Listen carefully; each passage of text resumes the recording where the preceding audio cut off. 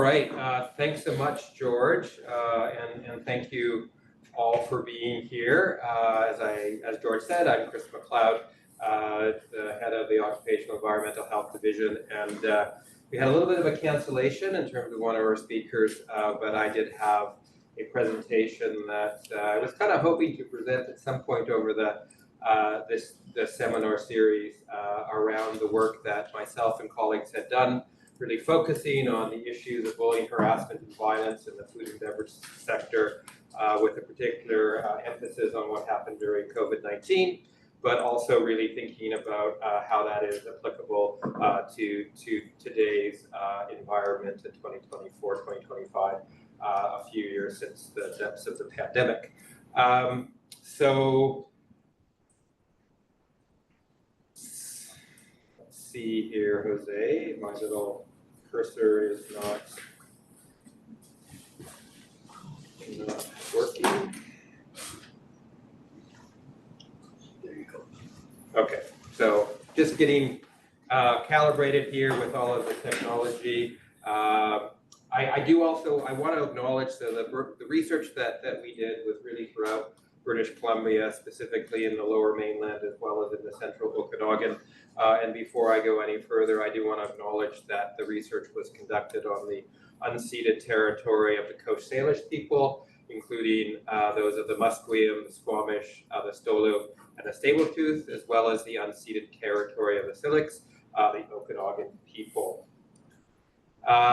This was a large project, and I do want to acknowledge the many people that have been involved, particularly my co-principal investigator, Dr. Kathleen Deering, who is an assistant professor in the Department of Medicine, UBC Vancouver, as well as other co-investigators that you can see there, including, as you can see, some of our OEH faculty members, Anya Keefe and Sean Tucker. And I also want to acknowledge the many staff members, including Stephanie Skortis, who was the qualitative research lead on this project. And I have a sneaking suspicion, Jose, that these are actually not the updated slide, but we'll see how we go. It'll be fine. I've given this presentation a few different flavors. So, a little bit of a study overview. Most people, we all have some experience with the food and beverage sector, both as their clients, patrons, or working. And I think we can all think about just, what it is like to work in the food and beverage sector. It's historically often a hectic, hostile environment. And I think it comes as no surprise that when we sort of think about the intersections of various things like race, gender, and class, that they play a real role in terms of shaping people's experience, particularly as workers. If we think way back, now a long time, over 4 years ago in terms of the start of the pandemic in 2020 and that period between 2020 and 2022, where there were very specific restrictions in terms of how we were able to, food and beverage operators, restaurants were able to operate.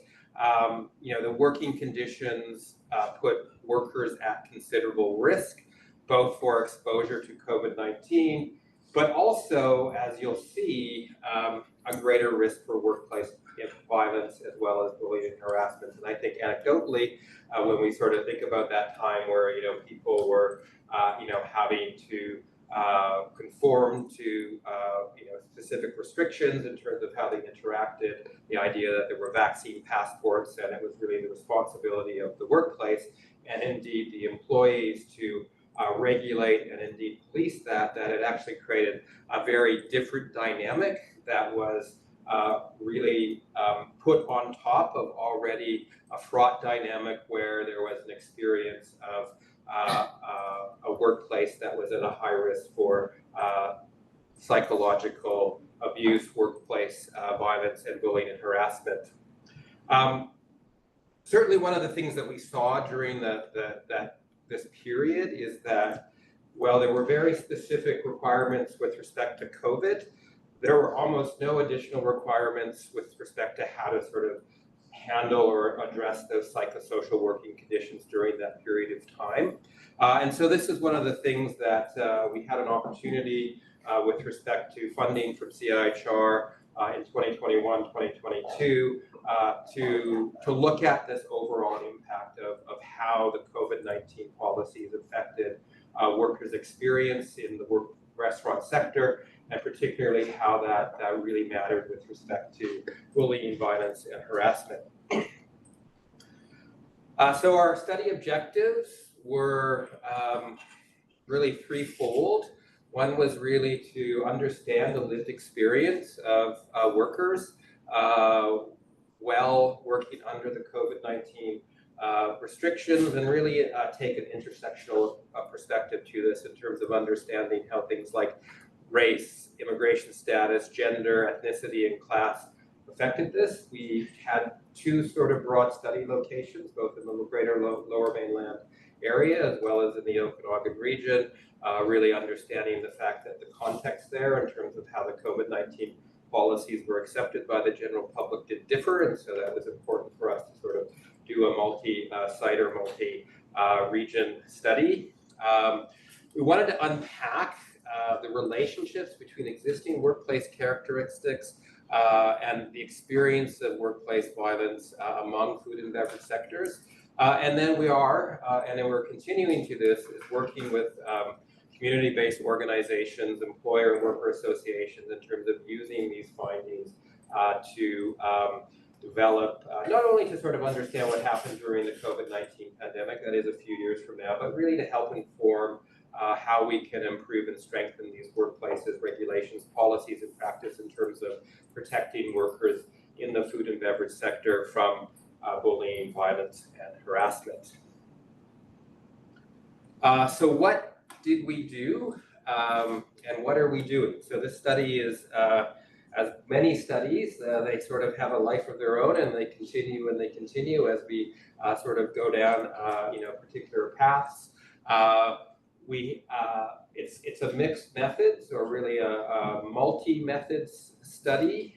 There is a distinction there, where we initially did a set of about an hour or so interviews with a variety of food and beverage workers to really unpack their experiences. These are the findings that I'm really going to present today on what we learned from those qualitative interviews. We focused both on workers that were comfortable or spoke English as the language of the interview, but we also did recruitment in 6 languages, Spanish, Filipino, Punjabi, Farsi, Vietnamese, and the Chinese-speaking communities to try to identify workers and get experience from workers who did not or were not comfortable in speaking English to us. We had limited success in that, and we learned a lot, but we were still able to include some of those perspectives in the study. So focusing on this qualitative study, we ended up with 49 study participants, which from a qualitative study perspective is actually a good number. 25 were in the lower mainland, 24 were in the Okanagan region.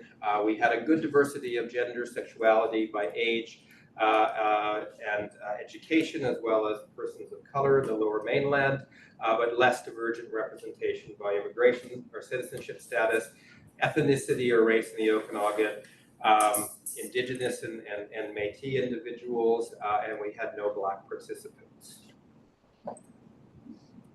So I'm going to jump right into the findings. We've got a lot of findings, and I also want to make sure that we've got time for discussion and questions. So the interviews were extraordinarily rich, and I would say that in a very real sense, we're still analyzing, unpacking, and learning from these 49 people who were so generous in terms of sharing their time, perspective, and experience with us. But what I'm going to do here is present to you sort of 6 main themes that emerge from the analysis. There are more themes, and indeed, as we continue this study, our intent is to unpack some of the things that we learned from the qualitative interviews in greater detail. But today, I want to talk to you about 6 high-level themes. So each one of the themes that you see on your screen, I'm not going to read them out right now because we're going to dive into them in greater detail, are the ones that I'm going to explore as they emerge from this qualitative analysis that we did. So the first theme is this idea of the experience of bullying and harassment during COVID. We found that this was an extremely common experience that was exacerbated. That's not a surprise, but that came through very strongly in the interviews. Again, thinking about bullying, violence, or harassment as being a relatively common underlying experience in the food and beverage sector. The violence, these experiences expanded to include COVID-related working conditions. So the addition of that hectic environment where many food and beverage workers were already quite vulnerable to these experiences, the overlay of COVID, both in terms of what they needed to do to work under those restrictions, but also in terms of how they actually interacted with the public, meant that there was a broader range, or there was expansion of the conditions or circumstances which led to these types of experiences by workers. Gender, race, class, and ability intersected to produce a worker's experience in these, in which case we certainly saw that gender diverse people, people who identified as women, people who were non-white, who came from lower socioeconomic class environments certainly were more vulnerable and also more likely to experience bullying, violence, and harassment. Sexual harassment was the primary type of sort of non-COVID related harassment that was experienced by workers. So I'll just provide you with a couple of examples, a couple of that illustrate this experience in the workers' own words here. So here we have a white woman server talking about the experience of bullying and harassment during COVID. People were generally not pleased that we were masked, actually. We got so many comments that carried on for several years that we had to be masked. It was very strange, like this almost borderline sexual thing that went on for female servers, having this piece of like being hidden.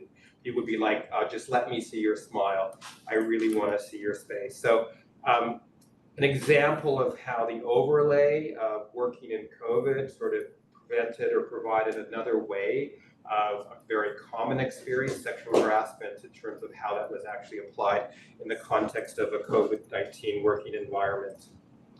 Another, so moving on, got many. I mean, I could spend here and probably do 3, 4, 5 quotes for each one of these things, but given the shortness of time, I'm just going to be quite strategic in terms of what we illustrated. So the second theme is this idea of the negative health impact. So how did workers experience working during COVID in terms of their health, both physical as well as psychosocial or psychological or mental health? So there was a widespread experience of mental and physical exhaustion, stress, and burnout. People experienced unsafe working conditions, largely in part of either non-compliance or inconsistent compliance, or really not understanding the use of appropriate infection control procedures in the workplace. Consequently, many workers talked about just working in this hyper-vigilant sense of fear. So they would go to work afraid. They would not only be afraid of getting affected by COVID, but there was this additional overlay of being afraid because they might be abused by either management or by customers, in some cases because of having to enforce COVID-19 restrictions. And as you can imagine, many of our participants, shared and reported profound negative psychosocial outcomes as a result of these experiences. So, in one participant's words, a South Asian woman, a server, was really frustrating. All of these policies are in place to protect for the most part, all of us, but only really the safety of customers is being taken into account. So this idea that their safety as workers was really secondary as a consequence of having to work in these environments. I have to be there all day, and I'm dealing with so many people who are doing these kinds of things who might be affected, and it puts us at risk. A lot of us come from families who are immunocompromised. So I just felt like my safety wasn't being taken into consideration or taken seriously enough. So if we think back to that period of time, they were quite specific public health mandates with respect to how restaurants were meant to operate. And what we found is that workers reported a great deal of confusion. So a lack of understanding both by management and workers in terms of how these mandates were meant to really be operationalized and then enforced or followed through in the context of restaurant work. And it's important to just recall or just kind of refresh ourselves in terms of the overall occupational health and safety regulatory environment in British Columbia, where, and in this case, the mandates emerged from the Public Health Office, but it was with the context of what took place in the case of workplaces. It's WorkSafe BC that is responsible regulatory. But under our health and safety regulation, it's the employer or the business that has ultimate responsibility in terms of ensuring that workers are safe. So these public health mandates with respect to the safety of workers ultimately became the responsibility of the employer. And what we found is that in many cases, those employers either lacked the knowledge, the interest, and or the resources or capacity to effectively enforce those public health mandates, not only with respect to customers, but also with respect to their own workers. A couple of things that kind of emerged, this idea that restaurant workers became enforcers. Think about when you go into a restaurant, who tends to be at the front of the house, right? It tends to be some of the youngest, the most vulnerable, the people who are least experienced in terms of restaurant work, and those people ultimately, were the front of the line. They were the ones that had to enforce many of these mandates. They reported not receiving clear or effective training on how to enforce these mandates. There was a great deal of ambiguity around COVID infection control measures and how they would apply, particularly with respect to the workplace. And many people reported that the public health mandates were impractical on implementation. So here's a real example of this, also really illustrating the tension between different types of health and safety risks within a food and a restaurant establishment. So here we have a white woman, a cook, saying, for instance, there was a rule where one of our managers was very scared and very kind of intense about COVID stuff. And she didn't want us to be drinking water on the line. But I found that since I was on the end station by the oven, I didn't have a lot of time to go into the back a lot when it was really, really busy, because I couldn't keep up with my job if I was going to drink water. But then I was on the front of the oven wearing a mask and sweating. So I was constantly really overheated and stuff. So this quote, I think, illustrates the tension here in terms of controlling health and safety risks. In this case, it's the tension between protecting from potential COVID-19 infection, but we also have someone who is actually working at the back in an environment that can be very hot, where drinking water and being able to cool yourself off is actually something that she might actually need to be able to do to sort of maintain her health and safety. So turning our attention to management practices and broader workplace policies that contributed to the bullying, violence, bullying, harassment in workers. We've had this idea that management was often ineffective or non-supported in terms of what to do if violence, bullying, harassment was experienced from customers. So workers did not feel supported, did not feel like they had the ability really to address this from customers. That in many cases the anti-harassment policies that existed were not enforced or were ornamental. And here we have this from a white woman, a young person serving as a host or a server. Their interview or asking, do you know if your employer had any anti-harassment policies in place?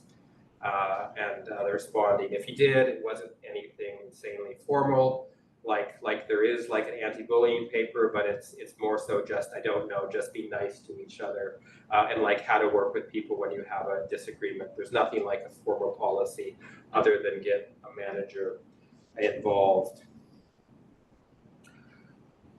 So the next sort of main theme, which kind of emerged both with respect to COVID, but also was sort of an underlying sort of structure or approach to labor and workplace practices in the food and beverage sector, this idea of being understaffed and increased labor. So restaurant workers were often understaffed during COVID-19, and workers had to take on extra roles. In many cases, they were not compensated for that. We've already talked about this idea that the front of the house staff had additional duties, both in terms of maintaining infection control measures, but also this idea of enforcing the mandates, such as ensuring that people, that passport set checking, but also just thinking about what happened in the context of the restaurant, in terms of people not being able to mingle or those types of things. And most workers reported that they did not receive financial compensation for this extra labor. The consequence of being understaffed, increased workplace demands, but also the risk of exploitation by management. So in the case of two workers here, the first worker, an Indigenous trans non-binary cook, they're saying, see, I don't even know if it necessarily dictates harassment or anything, but I was just very burnt out because no one was coming back to work. So it's really just me and two other dudes running this whole place. And then a white woman working in a cafe saying, yeah, the coworkers would just kind of turn on each other because we were so understaffed all the time. Like if one person was sick, the whole thing fell apart completely, and people were really overworked. Our last theme that I'm going to bring forward today is this idea of the overarching restaurant culture and the idea that bullying and harassment in particular, but also violence is to some degree very much a normalized experience. It's just expected. So normalized in restaurant workplaces, this idea that the customer is always right, that you're there to please the customer. In many, many cases, you're happier or the more that the customer is placated because of the tipping culture. People's income, actually how well they make out financially, is actually very much predicated on that idea of the customer is always right. You can sort of see how that can sort of collide with the tensions that could exist in the context of COVID-19 and having to enforce mandates. Workers were not comfortable speaking out against bullying and harassment. And indeed, not only were they not comfortable speaking out about bullying and harassment, one of the things that we found, because we did actually do this and are doing this research in the with consultation with a number of community sort of restaurant worker as well as advisory groups, is that they struggled or really did not identify what they were experiencing as bullying and harassment. So the behavior whether that was from customers or via management towards the workers, was so normalized, so habitual that it was just expected. It was just seen as normal. And so we had a number of interesting interactions when we were discussing the study with our advisory groups, particularly our worker advisory groups, where we would be talking to them about these concepts and these ideas, and they would be like, oh, yeah, I don't know if I would have sort of identified or seen that as a negative workplace behavior. In fact, indeed, we had a few of them who would sort of like come back to the next meeting and say, I actually reflected a lot on what we discussed at the last meeting, and I just realized just like how common and how often I actually experienced harassment in the workplace, and I didn't even know about it. Finally, just with respect to bullying and harassment,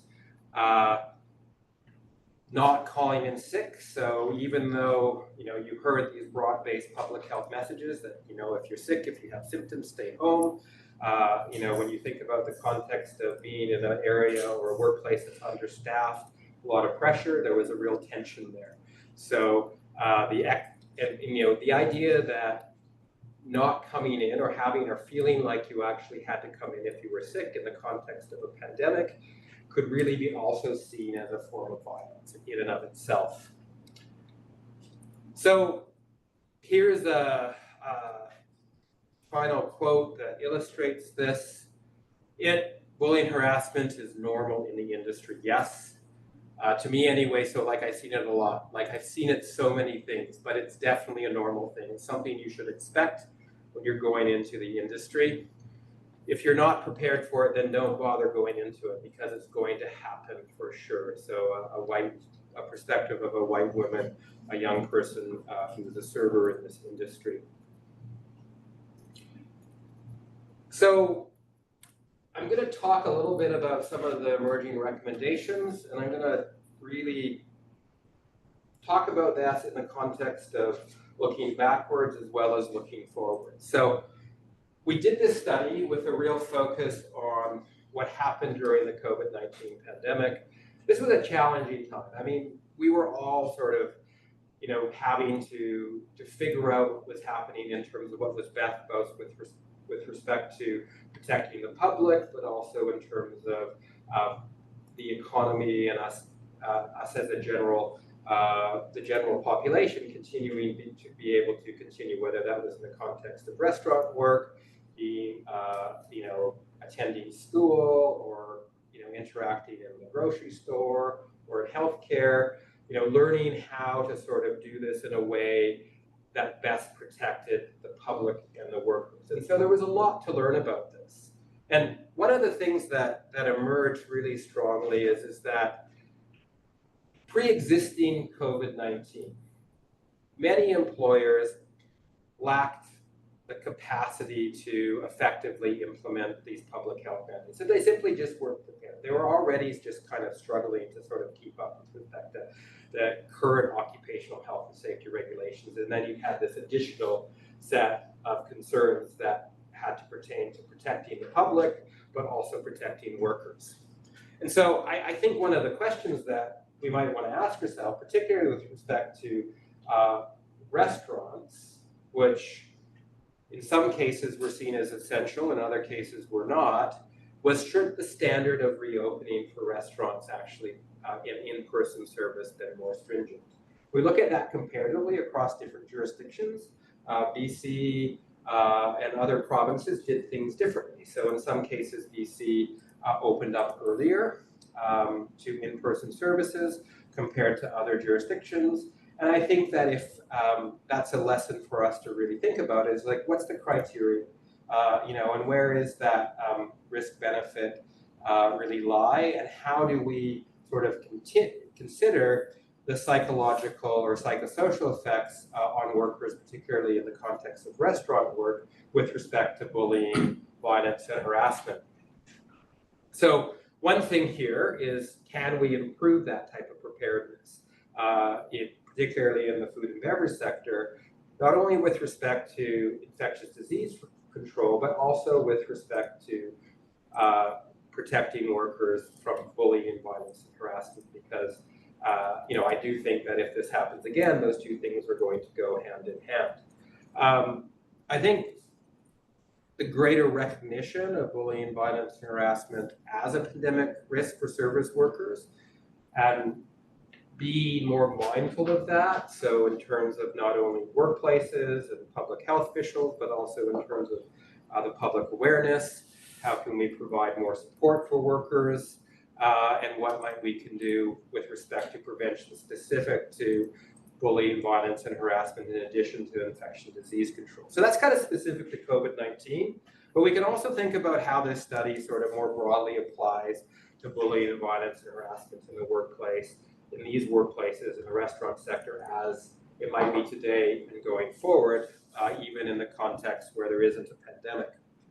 And so some of the things that emerged, is this idea of how might we change the safety culture. So this idea that harassment, bullying, and violence is really normalized in the food and beverage sector. Can we shift that? And I think we can, and I think we are seeing that in some restaurants, and so I find that very encouraging. But it's something that I think there needs to be greater attention to and ongoing effort. I do think there's a role for enhanced prevention and enforcement, as well as education and training, recognizing that education in and of itself, without actually providing agency and resources, is likely to have limited effectiveness. And again, this idea of increased worker support. So in the context of, say, my workplace, I have access to mental health support. So whether that's through employment services, whether that's through an ombudsman's office or those types of things. So I work in a workplace where if it becomes stressful and I experience mental health problems as a consequence of my work, there are resources available to me.